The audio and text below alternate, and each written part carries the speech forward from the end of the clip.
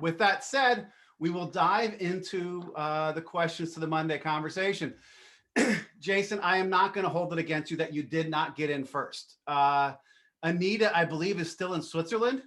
And so she was already well into her day. She didn't need coffee when this thing popped up at 9 o'clock, because she got in there pretty darn quick. I saw the notice that it was there. I was assuming it was you, but it was not. But Anita Wood. Yeah, I can't win them all. I can't win them all, Grant. I'm still trying to find the pattern, Jason, as to do you do better when you answer them the first in the week or the last in the week? And I definitely remember them better when I answer them later in the week. But I don't know if there's any correlation or causation. So right now there's no pattern. So, but Anita came out. Anita actually had spent some time with Pragmatic Marketing. Great resource. The Product Management Peer Network has been great. Few universities turn out product management degrees, so our peers are usually from various backgrounds in education.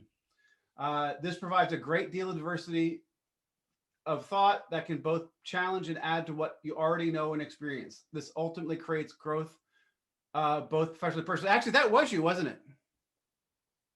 I think I put yours on first, Jason. Oh, you did.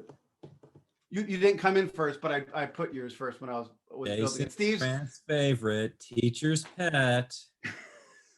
Yeah, just getting the apples I give him every day. So Jason, let's talk about that, right? How did you, how did you get into product management first? You talked about not university degrees. Yeah, do you want to put that so we can read the response up there? Oh, sorry.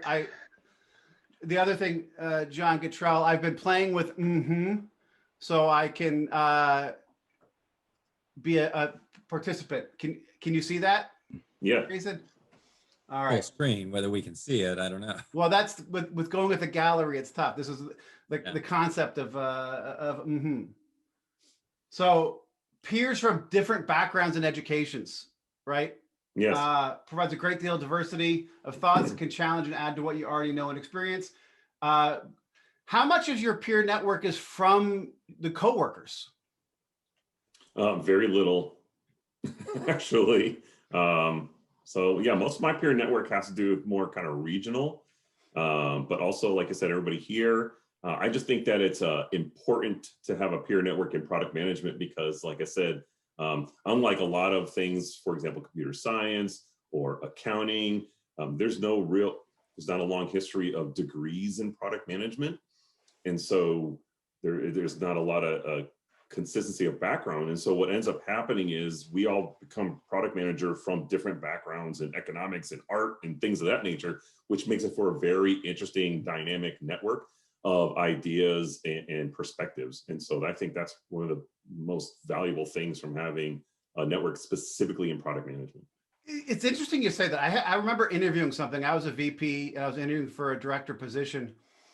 And I went to a liberal arts college. My degree's from liberal arts college. And the first time ever in an interview, somebody came out and said, one of my differentiations is I went to a liberal arts college, and that gives me the ability to think critically and gives me a diverse background. John Guttrell, love to get your take on this. I mean, competitive speech is not really a, path for anything but politics, maybe?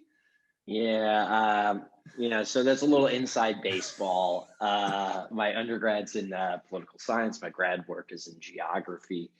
And, often when I work with folks and I think about what skills I'm looking for, I'm thinking about analysis, right?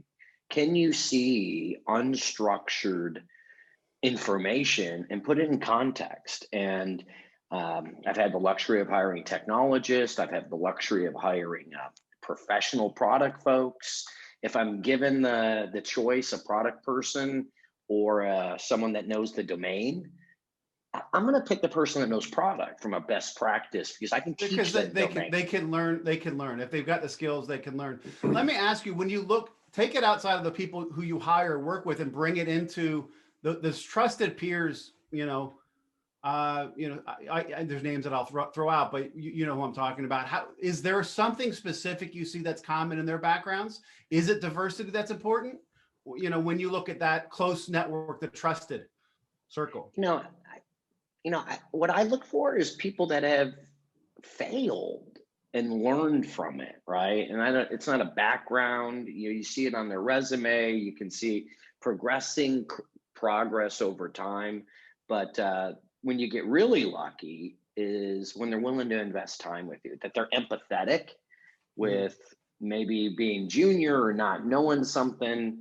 And certainly I've had to pay that back over the last 2 or 3 years. I spent a lot of time coaching new folks.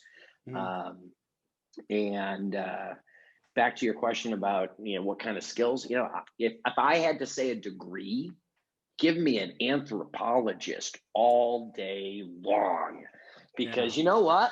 I can teach a product, but I can't teach empathy. I can't teach observation in a non-biased way. And so, in fact, we've had really good experience in my career with the soft skills around analysis. Jason, it reminded me of you stole my answer, gosh, months ago about interesting backgrounds for product management. And you said journalism, right? Somebody who knows how to, who ask questions and do that type of stuff. John Cottrell, anthropology, I love that answer. It makes me wonder if Dax Shepard would be a great product manager, because he's got an anthropology degree.